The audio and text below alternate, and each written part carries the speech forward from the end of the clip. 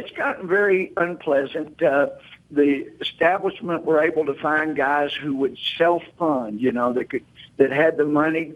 And frankly, Glenn, since I had done so well in prior elections, I felt guilty if I tried to, have $1 million, $2 million in my campaign account. So I was down, under 200,000. And that turns out, if you don't have a big war chest, it's provocative because the self-funders can say, oh, I can put in twice. That's what this guy did. He put in twice as much money as I had in my campaign account.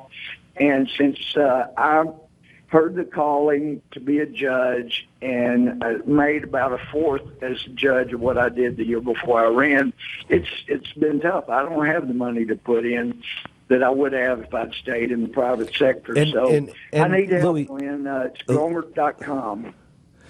Louie, when you go and you see a challenger, is this the first time you've been primaried? Yes, this is the first time I've had a primary since 2004 when I very first ran. And is this? I mean, actually, you are from two of them, but yeah. You're from a very, very conservative district. Tell me the difference between you and your candidate. Your opponent. Well, one of them is running because he didn't make mortgage payments for a long, long time, and his house was foreclosed on.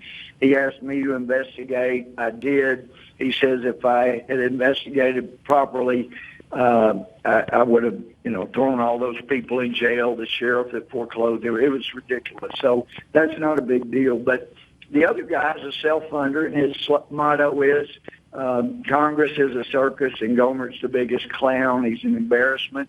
And the problem is, if people say that enough, then it's possible some seeds could stick and start growing. So we have got to be up on television, radio. You can't let those things go.